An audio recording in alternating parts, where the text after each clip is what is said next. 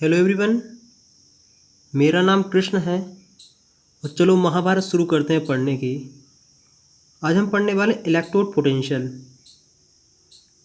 बहुत ध्यान से समझना, बहुत आसान टॉपिक है, बिल्कुल परेशान नहीं होना है, घबराना तो बिल्कुल भी नहीं है। पिछली वाली वीडियो में जो तुम्हारे डाउट्स होंगे यहाँ क्लियर हो जाएंगे। अगर पिछली वाली वीडियो ने किसी ने इलेक्ट्रोकेमिकल सेल की अगर अच्छे से देखी हो तो जितने दिमाग में डाउट्स आए हों इलेक्ट्रॉन से रिलेटेड सब यहाँ क्लियर हो जाएंगे। तो देखो, सबसे पहले थोड़ा रिवाइज कर लेते हैं अगर पिछली वाली वीडियो हमने क्या क्या पढ़ा था, क्योंकि पिछली वाली वीडियो से ही रिलेटेड है। हमने माना था कि हमारे पास दो बीकर हैं, एक में यहाँ एनोड है, यहाँ कैथोड है, यहाँ से इलेक्ट्रॉन यहाँ जा रहे थे और मतलब करंट इस डायरेक्शन में जा रहा था। यहाँ ए एनोड है, ये कैथोड है। एनोड पे ऑक्सीडेशन होता है, कैथोड पे रिडक्शन होता है। कन्फर्म है। लेकिन सबसे पहले तुम्हारे दिमाग में इतना सब कुछ आ गया कि ये यहाँ से एक लगा रहता है क्या, जिसे बोलते हैं सोल्ट ब्रिज। ये तो सब कुछ कर लिया था, लेकिन तुम्हारे दिमाग में आया होगा कि आखिर ऑक्सीडेशन रिडक्शन क्यों हो रहा है, या फिर इलेक्ट्रॉन एक जगह से दूसरी जगह कैसे जा रहे हैं। सबसे पहले अगर तुम्हारे दिमाग में आया होगा कि इलेक्ट्रॉन एनोड से कैथोड इलेक्ट्रॉन कैसे जा रहे हैं और क्यों जा रहे हैं, इसके पीछे का रीज़न क्या है। अगर बेसिक डाउट्स यही आएगा दिमाग में सबसे पहले, तो आज हम सबसे पहले इस चीज़ को क्लियर करेंगे। क्योंकि अगर मान लो इलेक्ट्रॉन एक जगह से दूसरी जगह जा रहे हैं तो तुम जानते हो कि इलेक्ट्रॉन लो पोटेंशियल से हाई पोटेंशियल की तरफ जाते हैं। इतना बेसिक सी पता है, क्योंकि जो करंट होता है वो हाई पोटेंशियल से लो पोटेंशियल की तरफ फ्लो होता है। तो इतना तो अपन बात समझ चुके हैं कि कुछ ना कुछ तो बाबू गड़बड़ है इसमें, बात कुछ ना कुछ तो इसमें समझने की और ज़रूरत है। तो आज हम वही समझने वाले हैं। बहुत सिंपल सा, सस्ता सा, गरीबों वाला अपन एग्जाम्पल लेंगे जिससे अपन हर चीज़ क्लियर करेंगे। अगर जिसने पिछली वीडियो ना देखी तो एक बार देख लें, तभी जाके बेहतरीन तरीके से समझ में आएगा। लेकिन फिर भी कोशिश करेंगे कि हाँ यही सब कुछ समझाएं। अब हम बात करते हैं आगे। जैसे अपन मान लेते हैं कि अपने पास एक बीकर है, एक बीकर है, उसके अंदर अपन ने कॉपर सल्फेट का मतलब एक सॉल्यूशन मतलब डाल दिया है। और फिर हमने क्या किया कि इसके अंदर हमने एक रॉड इंसर्ट करी, क्या ली, रॉड, और इसमें डाल दी। इस रॉड कौन से मेटल की है, रॉड मान लो कॉपर की है,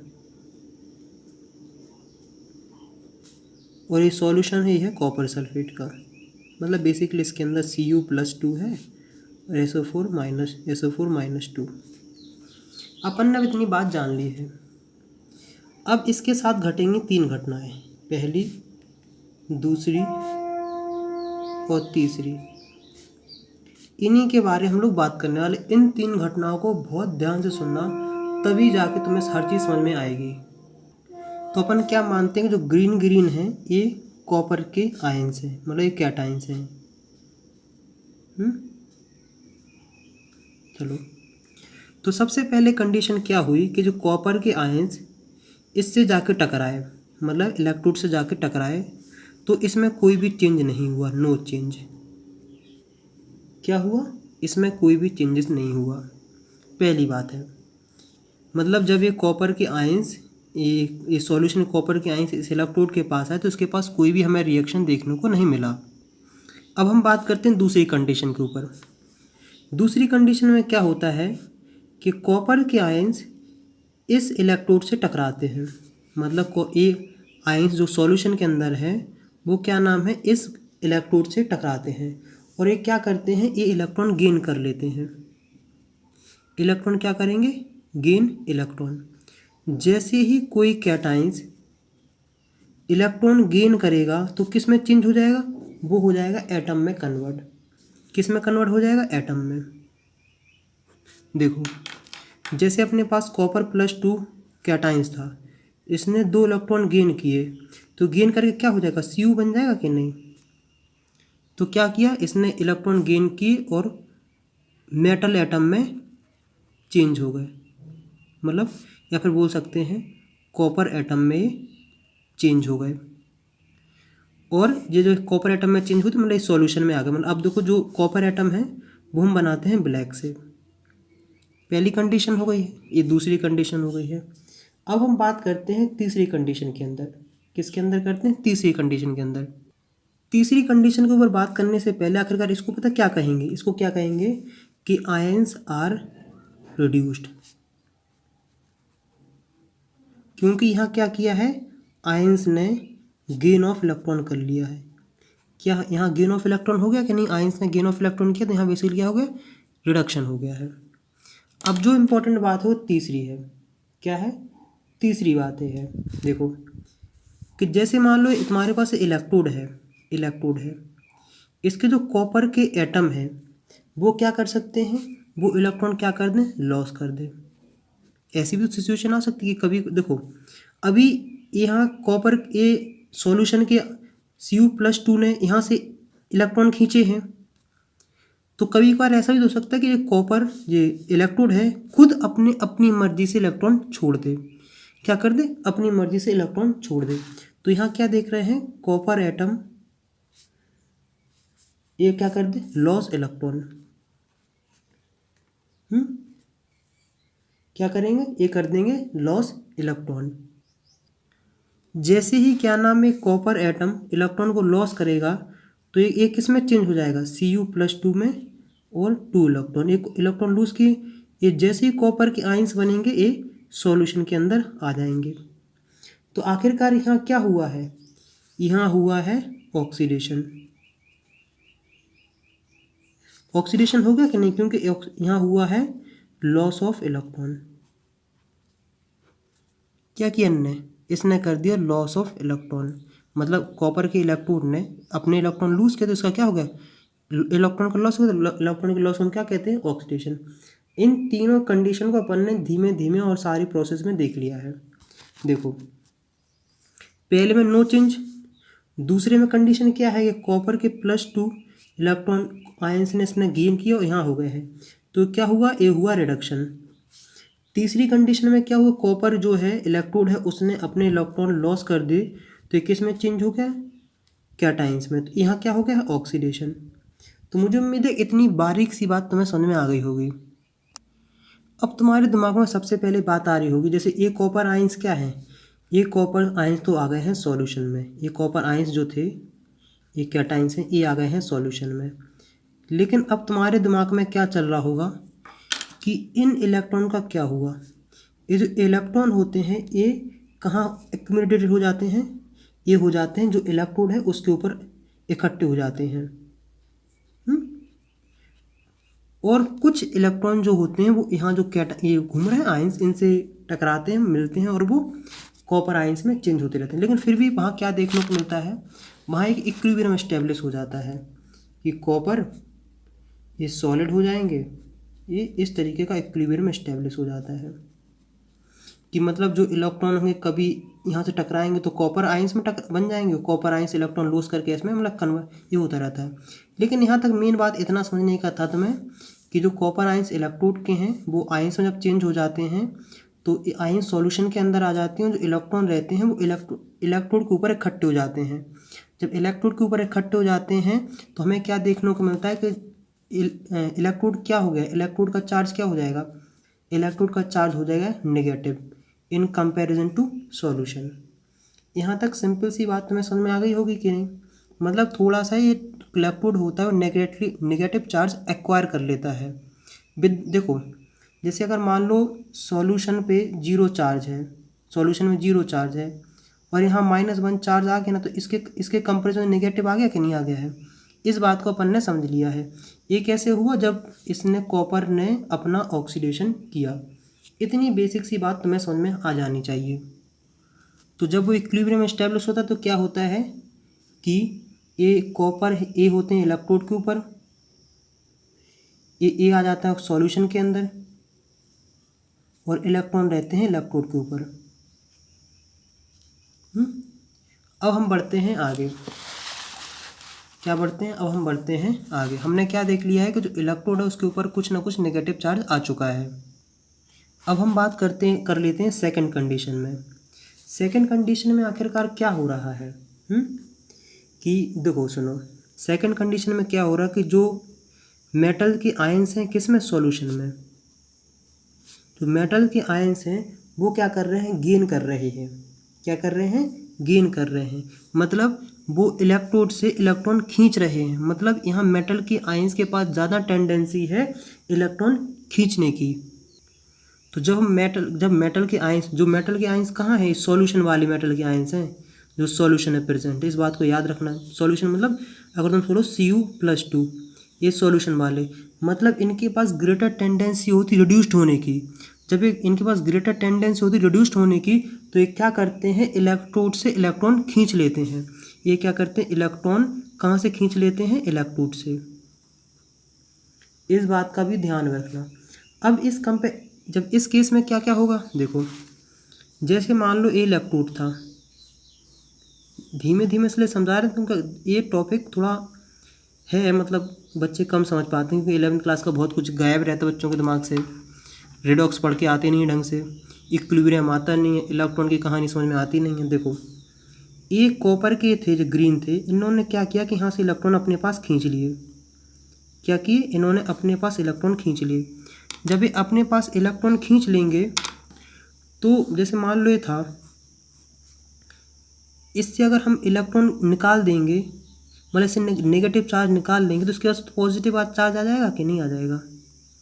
तो हम क्या देखने को मिलता है, यह कि ये जो इलेक्ट्रोड है, ये रॉड, ये सॉल्यूशन के कंपैरिजन में पॉजिटिवली चार्ज हो गई है।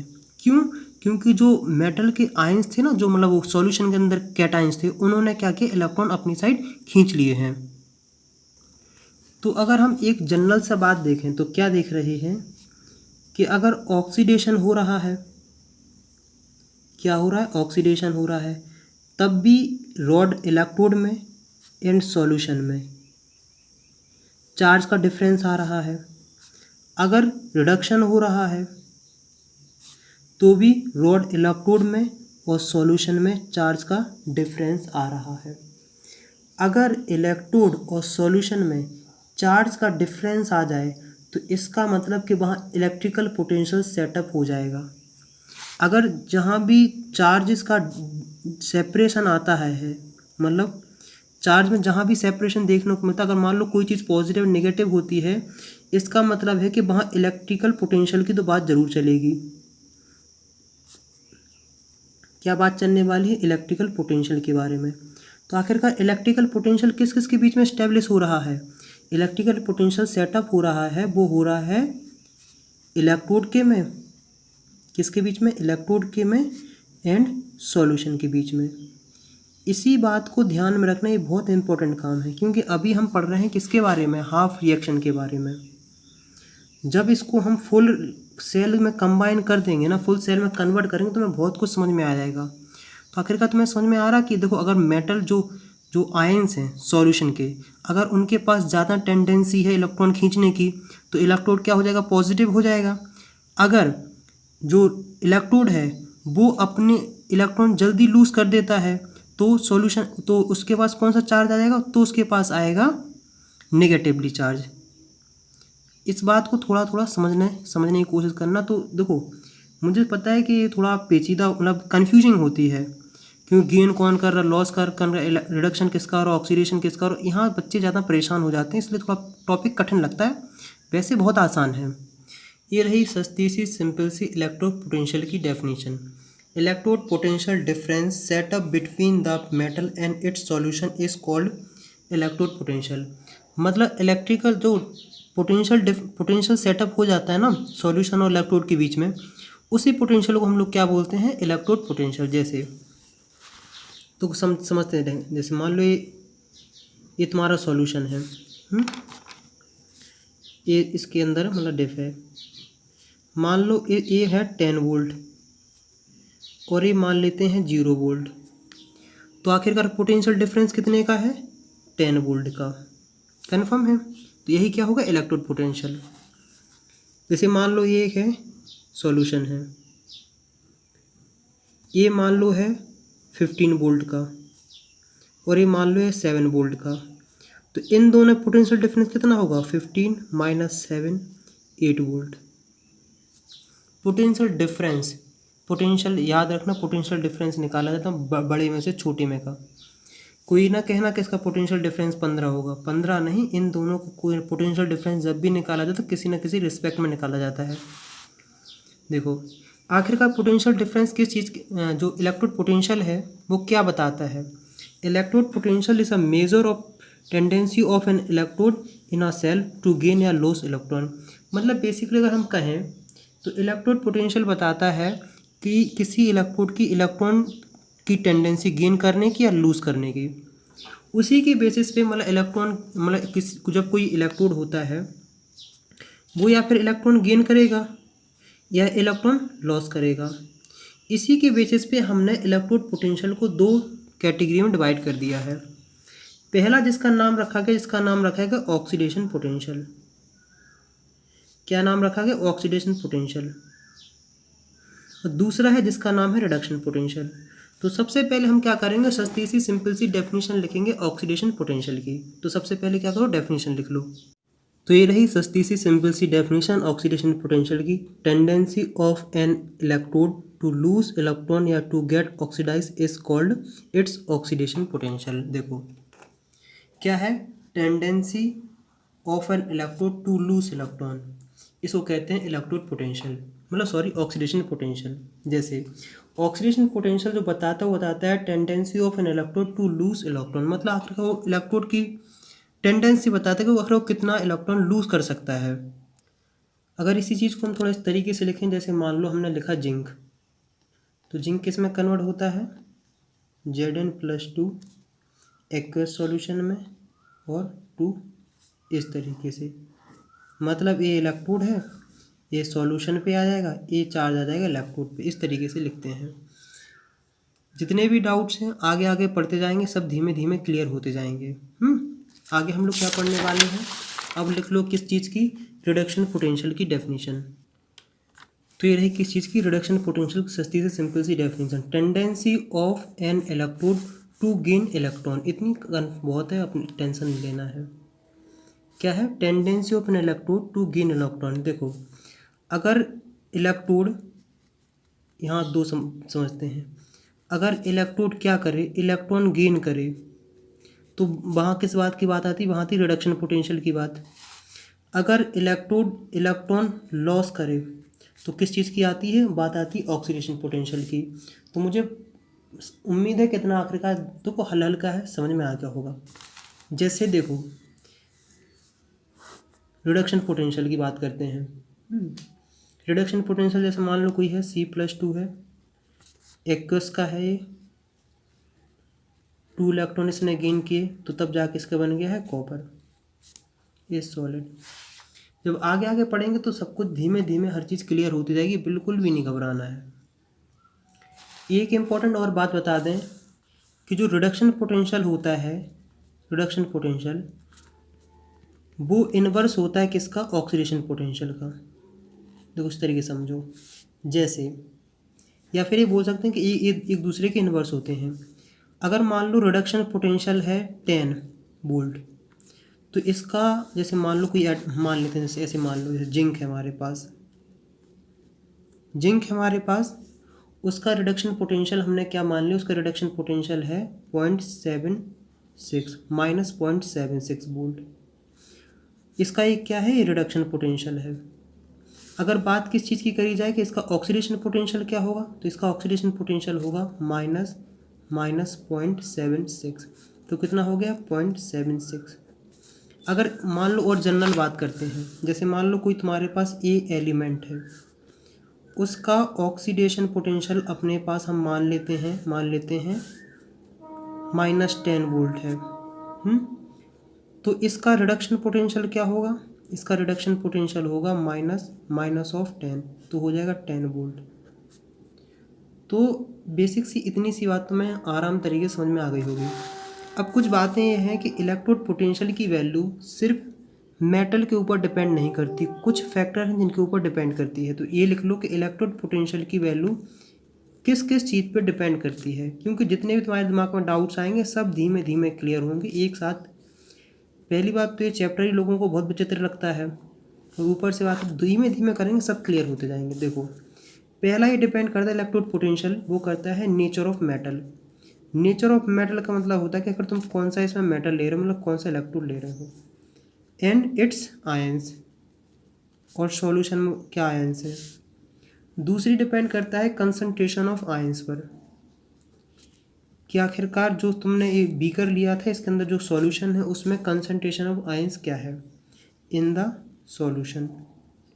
और तीसरे जो फैक्टर है वो डिपेंड करता है किस पे, टेम्परेचर पर। तो मुझे उम्मीद है कि यहाँ तक तुम्हें हल्का फुल्का समझ में आ गया होगा। अभी तक जस्ट हमने इलेक्ट्रोड पोटेंशियल के बारे में बात करी है और उसके हमने टाइप्स पढ़े हैं, और अभी तक ज़्यादा कुछ खास नहीं पढ़ा है। धीमे धीमे आगे बढ़ेंगे तब और हम खास पढ़ते जाएंगे। आगे बढ़ने से पहले तुम्हें एक जनरल सी बात क्या बता दें कि जनरल जो लेटेस्ट कन्वेंशन है उसके अकॉर्डिंग सिर्फ हम रिडक्शन पोटेंशियल के ऊपर ही बात करते हैं। मतलब जहाँ भी तुम्हें जो पोटेंशियल देखने को मिलेगा वो रिडक्शन पोटेंशियल के फॉर्म में ही देखने को मिलेगा। मतलब रिडक्शन पोटेंशियल के फॉर्म में ही लिखा जाएगा, लेकिन जो ऑक्सीडेशन पोटेंशियल है उसको भी हम रिडक्शन पोटेंशियल में ही कन्वर्ट करते हैं। कन्वर्ट करना कोई आसान नहीं, मैंने बताया, जस्ट उसका इन्वर्सन और उसे नेगेटिव लगा दो तुम हो जाएगा। आगे बढ़ने से पहले हम लोग क्या करते हैं, एक बार रिवाइज कर लेते हैं। रिवाइज सिर्फ हम करेंगे 2 कंडीशन, 3 कंडीशन नहीं करनी है। मान लो हमने 2 कंटेनर ले लिए हैं, मतलब बीकर ले लिए हैं, इसके अंदर हमने इलेक्ट्रोड डाला और इसके अंदर इलेक्ट्रोड डाला, मतलब हमने डाला कॉपर का इलेक्ट्रोड, और इसके अंदर मतलब कॉपर के आयंस है Cu+2 है और इसके अंदर भी Cu+2 है। सबसे पहले आखिरकार हम जैसे बात करते हैं, हम बात क्या करते हैं कि जो यहाँ जो Cu+ इलेक्ट्रॉन है ना, जो Cu+ इलेक्ट्रॉन है वो क्या करेंगे, इस रॉड में से इलेक्ट्रॉन खींच लेंगे। क्या करेंगे, इसमें से रॉड से में जब इलेक्ट्रॉन खींच लेंगे तो जो Cu+2 इलेक्ट्रॉन खींच लेंगे, 2 इलेक्ट्रॉन, तो कॉपर में चेंज हो जाएंगे, मतलब जो आयंस हैं जो एटम मेटल एटम में चेंज हो जाएंगे। तो इसके पास क्या आ जाएगा, इसके पास आ जाएगा पॉजिटिव चार्ज। क्या जाएगा, इसके पास आ जाएगा पॉजिटिव चार्ज, पहली बात है। तो यहाँ हमें क्या देखने को मिला है, यहाँ हमने देखने को मिला कि यहाँ आया, इसके पास आया पॉजिटिव चार्ज, मतलब इलेक्ट्रॉन के ऊपर कौन सा चार्ज आ गया, पॉजिटिव चार्ज। किसके कंपैरिजन में, इस सॉल्यूशन के कंपैरिजन में। अब हम बात करते हैं इसमें आखिरकार इसमें किस तरीके से हो सकता है। इसमें क्या बात करते हैं कि इसमें जो ये इलेक्ट्रोड है ये खुद अपने इलेक्ट्रॉन डोनेट कर दे, मतलब ये कॉपर आयंस किस में चेंज हो जाए, Cr+2 में और 2 इलेक्ट्रॉन में। मतलब क्या करे, खुद अपने इलेक्ट्रॉन जब लॉस कर दे, देखो यहाँ इलेक्ट्रॉन खींचे जा रहे हैं, यहाँ लॉस कर देगा। तो जब ये लॉस करेगा तो जो कॉपर ए है ये तो आ जाएगा सॉल्यूशन में, और ये है ये रह जाएगा यहाँ इसके ऊपर। तो इसके पास कितना चार्ज आएगा, इसके पास आ जाएगा नेगेटिव चार्ज। बस इतनी सी बात समझानी थी। अब हम लोग बात करते हैं आगे। हम यहाँ बात करने वाले EMF, इलेक्ट्रोमोटिव फोर्स, या बोल सकते हैं cell potential of a cell. इसको तुम लोग कहाँ केमिस्ट्री फिजिक्स में भी पढ़ोगे, यहाँ भी पढ़ोगे, यहाँ थोड़ा बड़ा मज़ेदार तरीके से पढ़ोगे। तो हम लोगों ने तुम्हें हमने क्या बताया कि आखिरकार इतनी सी बात समझ लेना। देखो हम बात करते हैं इलेक्ट्रोड के ऊपर। हमने क्या कहा कि इस पूरी कहानी हमें पढ़नी है किसके बारे में, रिडक्शन पोटेंशियल के ऊपर। तो इस रिडक्शन पोटेंशियल को तुम बहुत अच्छे से समझना है। क्या, इस रिडक्शन पोटेंशियल को बहुत अच्छे से समझना। हम इसको समझते हैं अपने एग्जाम्पल से। जैसे मान लो कि हमारे पास 2 इलेक्ट्रोड हैं, एक इलेक्ट्रोड है दूसरा इलेक्ट्रोड, मतलब रॉड, इलेक्ट्रोड मतलब कुछ नहीं, रॉड होती हैं A एंड B। देखो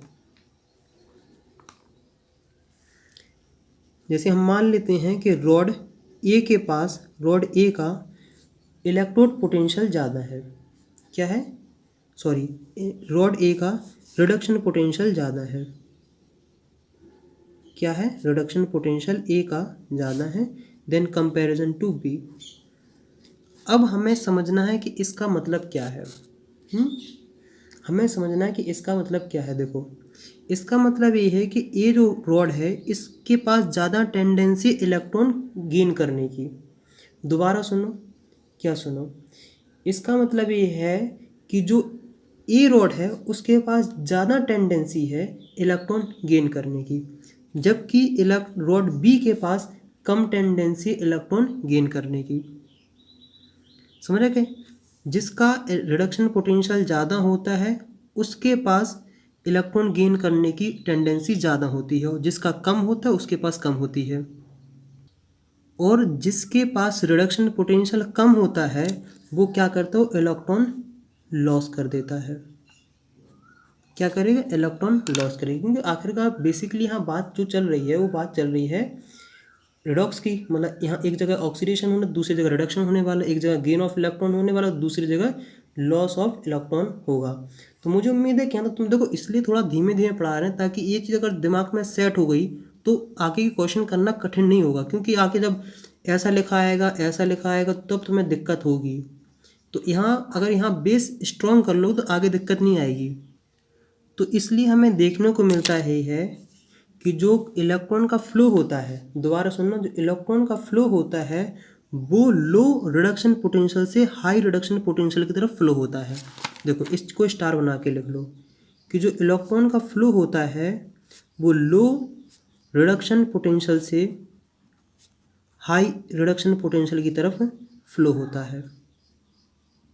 समझ में आई बात कि नहीं? कि इसका मतलब है कि यहाँ अगर मान लो जोड़ा जाएगा तो इलेक्ट्रॉन यहाँ से यहाँ जाएंगे। कहाँ जाएंगे? इलेक्ट्रॉन का डायरेक्शन होगा ऐसा, क्योंकि बी वाले का रिडक्शन पोटेंशियल कम है, ए वाले का रिडक्शन पोटेंशियल ज़्यादा है। जो इलेक्ट्रॉन होते हैं वो लो से हाई की तरफ मूव करते हैं। अगर कोई बात करे करंट कहाँ से फ्लो होगा, तो करंट फ्लो होगा इस डायरेक्शन में। करंट का डायरेक्शन जस्ट अपोजिट होता है कि नहीं? अभी पूरा जब सर्किट कंप्लीट करके पूरा समझेंगे, घबराओ नहीं।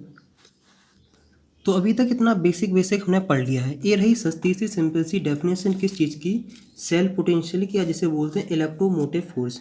देखो, the difference between the electrode potential of two electrode is known as a electromotive force या सेल पोटेंशियल। मतलब सिंपल सी बात है कि दो इलेक्ट्रोड के बीच का जो पोटेंशियल डिफरेंस होता है उसी को हम क्या कहते हैं? Cell potential. जैसे मान लो तुम्हारे पास एक इलेक्ट्रोड ए रहा है, एक इलेक्ट्रोड ए रहा है, इस पे मान लेते हैं 5, इसका 5 वोल्ट है, इसका मान लेते हैं 10 वोल्ट है।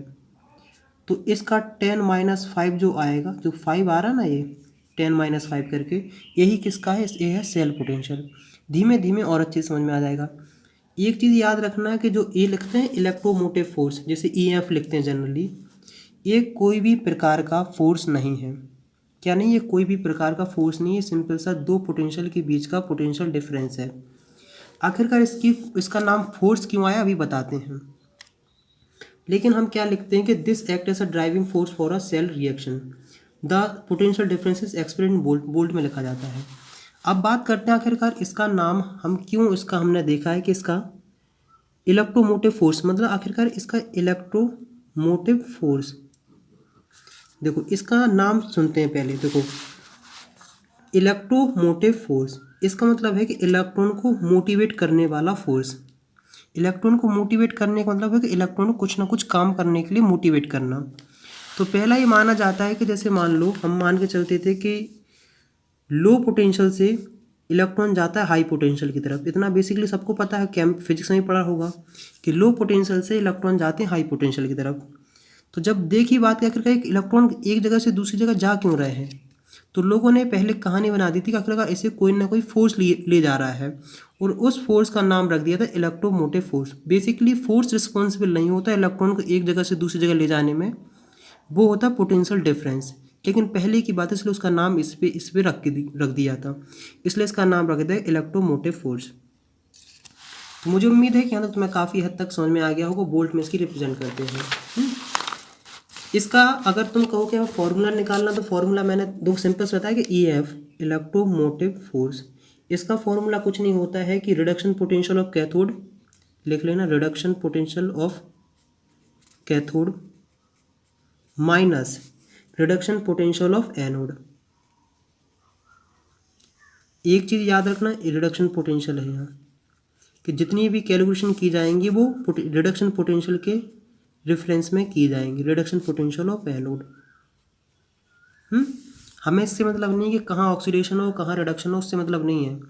अगर ऑक्सीडेशन भी नंबर दिया होगा ना, तो मैं ऑक्सीडेशन पोटेंशियल, तो उसको भी रिडक्शन पोटेंशियल में ही लाना पड़ेगा। तो हम क्या देखते हैं कि EF मतलब इसे बोलते हैं सेल पोटेंशियल इक्वल टू हो जाएगा क्या? Electrode potential of right hand side वाले का और माइनस E लेफ्ट वाले का। ये रही बहुत सिंपल सी बात। अब तुम्हारे दिमाग में आ रहा होगा कि इलेक्ट्रोमोटिव फोर्स मतलब सेल पोटेंशियल को मेज़र करने के लिए किसकी हेल्प लेते हैं, तो वो यहाँ यूज़ होता है पोटेंशियोमीटर। पोटेंशियोमीटर एक प्रकार की डिवाइस, एक प्रकार का मीटर है, और इसे तुम लोग फिजिक्स में काफ़ी डिटेल में बात करोगे। लेकिन इलेक्ट्रोमोटिव फोर्स है सेल पोटेंशियल की खासियत है कि हमने तो इतना बोल दिया है कि cell potential basically potential difference between two electrodes है। मतलब दो इलेक्ट्रोड के पोटेंशियल, दो इलेक्ट्रोड हैं जो हैं सेल के हैं, उन दो के पोटेंशियल के बीच का जो डिफरेंस होता है उसे बोलते हैं सेल पोटेंशियल। लेकिन एक चीज़ याद रखना कि इसमें उस सेल में कोई भी करंट फ्लो नहीं होना चाहिए। अगर करंट फ्लो हो जाएगा तो कहानी दूसरी आ जाएगी। तो क्या याद रखना कि करंट फ्लो नहीं होना, अगर फ्लो भी तो निग्लिजिबल करंट होना चाहिए। सर्किट वैसे तभी कंप्लीट माना जाता है जब मतलब करंट फ्लो हो, लेकिन फिर ही मान लेगा निग्लिजिबल या टेंड टू जीरो। आखिरकार करंट फ्लो हो जाएगा तो उसकी कहानी क्यों बदल जाएगी अभी मैं बताता हूँ। और यहीं से जन्म होता है किस चीज़ का, वो होता है पोटेंशियल डिफरेंस का। किस चीज़ का, पोटेंशियल डिफरेंस का। अब दो चीज़ तुम बेसिक सी समझना, क्या है पोटेंशियल डिफरेंस। एक चीज़ होती है इलेक्ट्रोमोटिव फोर्स ईएफ, और एक चीज़ होती है पोटेंशियल डिफरेंस। हमने क्या कहा कि इलेक्ट्रोमोटिव फोर्स में कोई भी करंट फ्लो नहीं होना चाहिए। अगर करंट फ्लो हो जाएगा तो उसी चीज़ को हम पोटेंशियल डिफरेंस बोलना स्टार्ट कर देंगे। तो सबसे पहले ईएफ, और यहाँ लिख लो पोटेंशियल डिफरेंस पीडी। देखो ये बेसिकली क्या है, एक प्रकार का पोटेंशियल डिफरेंस है। कब का है, दो इलेक्ट्रोड के बीच का पोटेंशियल डिफरेंस है जब उसमें से करंट फ्लो नहीं करता है, पहली बात। और ये पोटेंशियल डिफरेंस दो इलेक्ट्रोड के बीच का तब है जब उसमें से कुछ करंट फ्लो होता है। इस बात को याद रखना। अब तुम कहोगे करंट फ्लो होने से क्या फर्क आएगा, अभी आएगा, चिंता नहीं करो। जो इलेक्ट्रोमोटिव फोर्स होता है वो मैक्सिमम वैल्यू होती है, मतलब वोल्टेज की मैक्सिमम वैल्यू होती है, और जबकि पोटेंशियल डिफरेंस हमेशा ईएफ से कम ही होता है। पोटेंशियल डिफरेंस की वैल्यू हमेशा ईएफ से कम होता है। क्यों, कुछ देखो, जो पोटेंशियल डिफरेंस होता है उसमें कोई इंटरनल रेजिस्टेंस की बात होती है, जहाँ अपन बहुत बाद में डिटेल में बात करेंगे, इतना अभी इतना सुनते जाओ।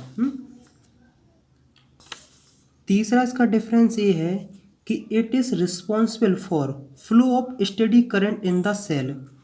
कि मतलब जो स्टेडी मतलब करंट फ्लो होता है ना किसमें, सेल में, वो इसके लिए मतलब ईएफ उसके लिए रिस्पॉन्सिबल है, जबकि potential difference it is not responsible for flow of steady current in the cell. तो मुझे उम्मीद है कि बेसिक तुम्हें बातें समझ में आ गई होंगी कि आखिरकार सेल पोटेंशियल क्या होता है। दो इलेक्ट्रोड के बीच का जो पोटेंशियल डिफरेंस होता है उसे हम सेल पोटेंशियल बोलते हैं। सेल पोटेंशियल का दूसरा नाम तुम क्या बोल सकते हो, ईएफ।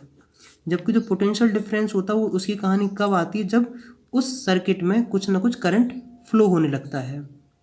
तो मुझे उम्मीद है कि यहाँ तुम्हें काफ़ी हद तक समझ में आ गया होगा। अब बढ़ते हैं आगे। एक चीज़ तुम जानते होगे कि कभी भी तुम किसी का एग्जैक्ट एब्सोल्यूट पोटेंशियल नहीं निकाल सकते हो। तो जब भी हम निकालते हैं, मतलब तुम कभी भी किसी इलेक्ट्रोड का एब्सोल्यूट मतलब पोटेंशियल नहीं निकाल सकते हो। तो हम जब भी पोटेंशियल निकालते हैं किसी न किसी के रेफरेंस में निकालते हैं। किसके रेफरेंस में निकालते हैं, किसी न किसी के हम लोग रेफरेंस में निकालते हैं। उसी रेफरेंस के लिए अब वर्ड आया, वो आया है स्टैंडर्ड इलेक्ट्रोड पोटेंशियल। क्या आखिरकार किसी न किसी को हम लोग क्या मानेंगे, एक स्टैंडर्ड मानेंगे, और उसके बेसिस पे हम सारे काम करना स्टार्ट करेंगे। तो देखो, हम स्टैंडर्ड इलेक्ट्रोड पोटेंशियल किसे मानते हैं, स्टैंडर्ड इलेक्ट्रोड हम मानते हैं हाइड्रोजन को। तुमने कई जगह सुना होगा हाइड्रोजन, एक सुना होगा SHE। इसका फुल फॉर्म होता है standard hydrogen potential, hydrogen electrode. मतलब इसको हम लोगों ने रेफरेंस मान के चला, अपन को इसके स्ट्रक्चर से कुछ मतलब नहीं है, बस इतना मान के चलना है कि जो हमारे पास हाइड्रोजन का जो इलेक्ट्रोड है उसका हम मान के चलते हैं कि उसका वोल्टेज है 0 वोल्ट। कितना है, 0 वोल्ट। इतना हमें बेसिक हमें याद रखना है। आखिरकार किसका हेल्प लेंगे वो सब समझ में आ जाएगा। या फिर कहीं तुमने सुना होगा NHE, इसको बोलते हैं नॉर्मल नॉर्मल हाइड्रोजन इलेक्ट्रोड। आगे बढ़ने से पहले बता दूं कुछ स्पेसिफिक कंडीशन बहुत ही स्टैंडर्ड की। अगर स्टैंडर्ड 11th क्लास में थोड़ा पढ़ा होगा स्टैंडर्ड वर्ड केमिस्ट्री में, तो स्टैंडर्ड की कुछ कंडीशन होती है, मतलब जब तुम कोई कैलकुलेशन, जब कोई तुम एक्सपेरिमेंट गिवन कंडीशन में करते तो उसे स्टैंडर्ड बोलना स्टार्ट कर देते हैं। जैसे टेम्परेचर अगर हो 25 डिग्री सेल्सियस मतलब 298 केल्विन, मतलब टेम्परेचर होना चाहिए 298 केल्विन, और जो प्रेशर होना चाहिए वो होना चाहिए 1 बार, या फिर वो मतलब एटमॉस्फेरिक प्रेशर की वैल्यू होनी चाहिए 1 बार। और जो तुम सॉल्यूशन ले रहे हो, सॉल्यूशन की जो कंसंट्रेशन होनी चाहिए वो होनी चाहिए 1 m, 1 मोलर कंसंट्रेशन। इतनी अगर हम ये 3 कंडीशन सेटिस्फाइड होती तो उस सिचुएशन को हम बोलने लगते हैं स्टैंडर्ड। क्या बोलने लगते हैं? स्टैंडर्ड। और स्टैंडर्ड का रिप्रेजेंट करने का थोड़ा तरीका भी अलग है। जैसे देखो, हम अभी बेसिकली ऐसे लिख रहे थे इलेक्ट्रोड पोटेंशियल को, अगर हम इसको लिखेंगे किस में? स्टैंडर्ड में। अगर हम लिखना चाहते हैं स्टैंडर्ड इलेक्ट्रोड पोटेंशियल, अगर कहीं बात करी जा रही स्टैंडर्ड इलेक्ट्रोड पोटेंशियल, तो इसका मतलब है कि वहाँ की टेम्परेचर तुम्हें दे दिया गया है, प्रेशर दे दिया गया है, और वहाँ की जो कंसंट्रेशन भी तुम्हें दे दी गई है। अगर कहीं लिखा स्टैंडर्ड इलेक्ट्रोड पोटेंशियल तो उसे जनरली हम रिप्रेजेंट करेंगे इस तरीके से, ऐसे करेंगे, या फिर हम सिंपल सा ऐसे करेंगे।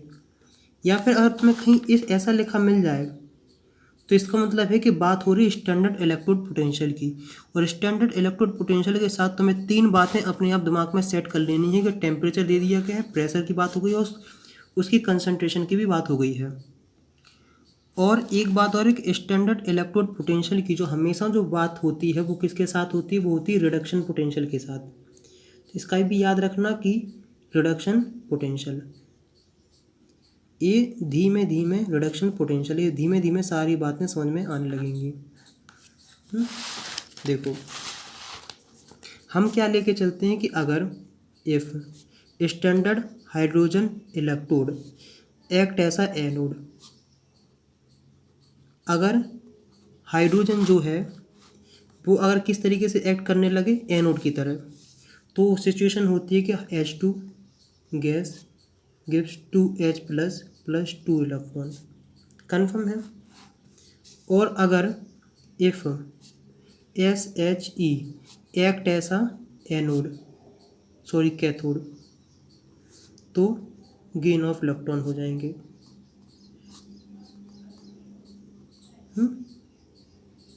और हमें क्या देखते हैं कि जो स्टैंडर्ड हाइड्रोजन इलेक्ट्रोड होता है वो रिवर्सिबल इलेक्ट्रोड होता है। तो अगर इन दोनों को ऐड करूँ तो मैं इस तरीके से देखने को मिलेगी H2G। इनमें ज़्यादा परेशान नहीं होना क्योंकि बेसिक जहाँ क्वेश्चन कराएंगे वहाँ हर चीज़ समझ में आ जाएगी। इस इक्वेशन को ऐड कर देते हैं।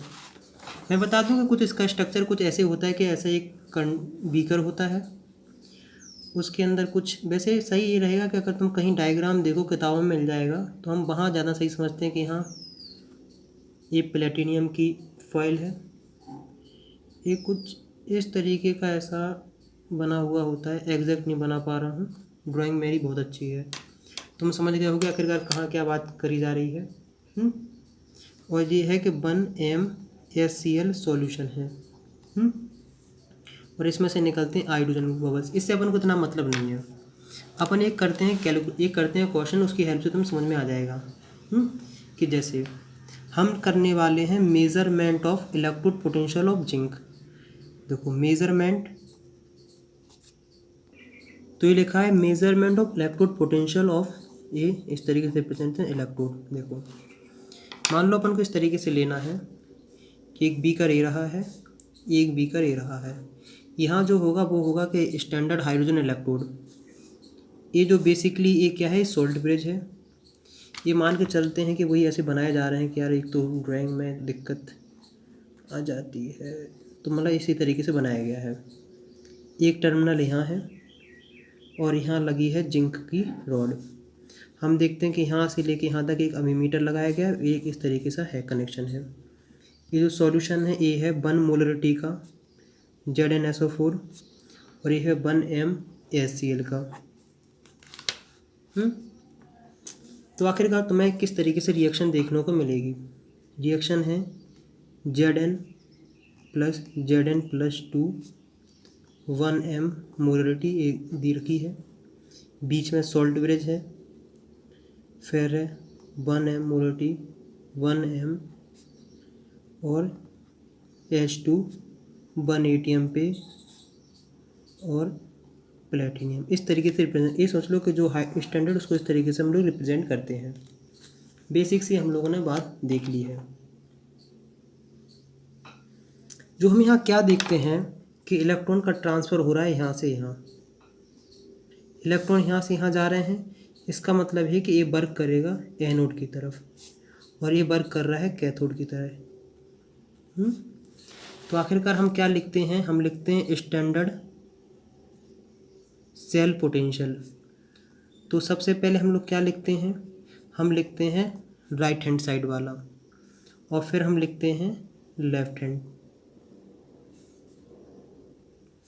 इसका पोटेंशियल तुम्हें मालूम है कितना है, वो मान के चलते हैं 0। कितना 0।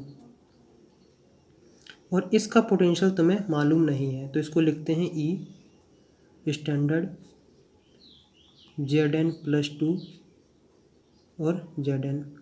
मैंने तुम्हें क्या बताया था कि जो भी हम पोटेंशियल लिखेंगे किस फॉर्म में लिखेंगे, रिडक्शन में। बेसिकली तुम अगर तुम्हारा दिमाग लगा रहे हो तो यहाँ बेसिकली तुम एनोड पे ऑक्सीडेशन याद रखते होगे, क्योंकि बेसिकली आखिरकार एनोड क्या कर रहा है, लॉस ऑफ इलेक्ट्रॉन कर रहा है। तुम्हारे दिमाग में चल रहा होगा भैया इसको तो इस तरीके से लिखा जाना चाहिए था। अगर ऐसा लिखा जा रहा है तो इसका मतलब ये कि लॉस ऑफ इलेक्ट्रॉन मतलब हो रहा है ऑक्सीडेशन, लेकिन हमें क्या लेना होता है, हमें लेना होता है रिडक्शन। तो ये जो लिखा है ना, ये पता क्या है, ये है रिडक्शन पोटेंशियल, ये है इलेक्ट्रोड रिडक्शन पोटेंशियल। ये इसकी वैल्यू तुम जब मेज़र करके निकालते पोटेंशियल मीटर वोल्ट मीटर से तो उसकी वैल्यू आती है 0.76। तो हम क्या पता लगाते हैं कि हम पता लगाते हैं कि जिंक का रिडक्शन पोटेंशियल की जो वैल्यू होती है वो वैल्यू देखने को मिलती है, वो आती है -0.76। अगर कोई इसी चीज़ में पूछ ले कि जिंक की ये ऑक्सीडेशन पोटेंशियल बताओ, तो ऑक्सीडेशन पोटेंशियल तुम लिखोगे इस तरीके से, कुछ नहीं नेगेटिव कर दो, -0.76 कितना हो जाएगा 0.76। कन्फर्म। अब हम बात करते हैं किसकी, measurement of electrode potential of copper, कि अगर कॉपर का इलेक्ट्रोड हम लेते हैं तो किस तरीके की सिचुएशन बनती है। कहानी वही, 2 बीकर बनाओ, यहाँ तुमने लगाया कॉपर, यहाँ लगाया वही हाइड्रोजन वाला और यहाँ से एक वोल्ट मीटर यहाँ से कनेक्शन किया, ये रहा सॉल्ट ब्रिज। कहानी वही है, 1m HCl है, 1 मोलर कंसनट्रेशन CuSO4 की है, ये बीच में सॉल्ट ब्रिज सब कुछ है। देखो हम यहाँ क्या देखते हैं कि जो हाइड्रोजन है उसके पास ज़्यादा टेंडेंसी है इन इलेक्ट्रॉन लूज करने की इन कंपैरिजन टू कॉपर। मतलब जो हाइड्रोजन है वो कॉपर के कंपैरिजन में ज़्यादा इलेक्ट्रॉन लॉस कर रहा है। तो हम क्या कहेंगे कि जो यहाँ हाइड्रोजन पे क्या हो रहा है, ऑक्सीडेशन, क्या हो रहा है, ऑक्सीडेशन। तो इतनी सिंपल सी बात समझ में आई कि नहीं आई है। तो हम क्या करेंगे, कहेंगे कि रिडक्शन हो रहा है कॉपर पर। क्या हो रहा है, रिडक्शन हो रहा है कॉपर पर। तो जहाँ ऑक्सीडेशन होता है वो वर्क करता है एनोड की तरह, वो जहाँ रिडक्शन होता है वो वर्क करता है कैथोड की तरह। तो इसी चीज़ को अगर हम लिखना स्टार्ट करें तो क्या लिखेंगे, Pt H2 1 ATM H plus concentration 1m। लेकिन याद रखना कि जो भी पोटेंशियल लिखोगे वो किस फॉर्म में लिखनी है, वो तुम्हें लिखनी है रिडक्शन पोटेंशियल के फॉर्म में, Cu। हम क्या देखते हैं कि इसे स्टैंडर्ड में लिखते हैं क्योंकि सारी कंडीशन स्टैंडर्ड लेके चल रहे थे, R-EL। देखो यहाँ बेसिकली हम लोग क्या लिखते हैं, यहाँ लिखते हैं हम रिडक्शन। रिडक्शन पोटेंशियल, और यहाँ बेसिकली क्या लिखते हैं, देखो reduction potential of cathode minus reduction potential of anode. ऐसे भी लिख लो चाहे ऐसे ही लिख लो, दोनों का मतलब एक ही, अभी बता चुके हैं। इसी को अगर तुम लिखोगे कैसे लिखोगे, तो E nought C U plus two C U minus E H plus H to.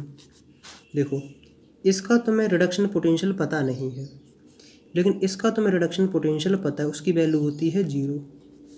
और इसकी जो वैल्यू हमने निकाली है वोल्ट मीटर, जो यहाँ मीटर लगा है उसकी हेल्प से मेज़र करके, तो उसकी मेज़र करके हमने वैल्यू निकाली, तो वाई है 0.34। तो ये रही C U plus two C U minus 0। तो हम क्या कह सकते हैं कि यहाँ जो कॉपर का इलेक्ट्रोड है उसका रिडक्शन पोटेंशियल की वैल्यू है 0.34। तो मुझे उम्मीद है कि अब तुम्हें काफ़ी आसान तरीके से समझ में आ गया होगा।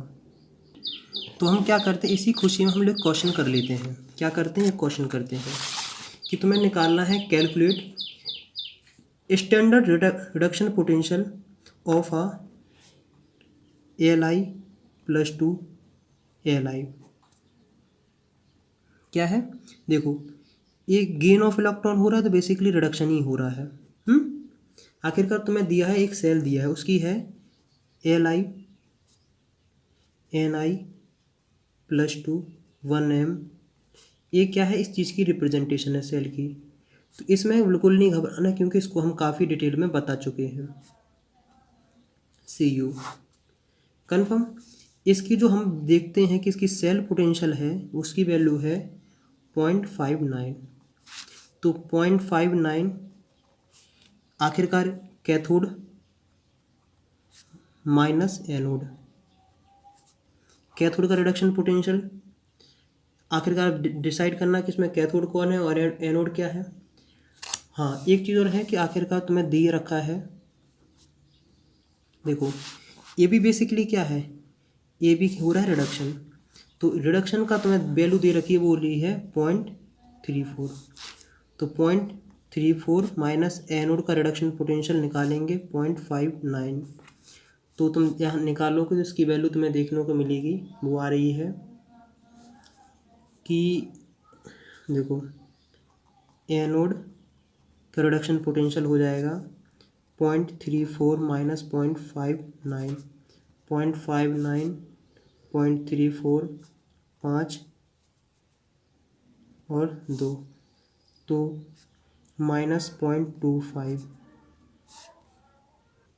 तो हम क्या देखते हैं, जो एनोड है, एनोड मतलब एनोड का रिडक्शन पोटेंशियल जो है, रिडक्शन पोटेंशियल ऐसे लिखेंगे,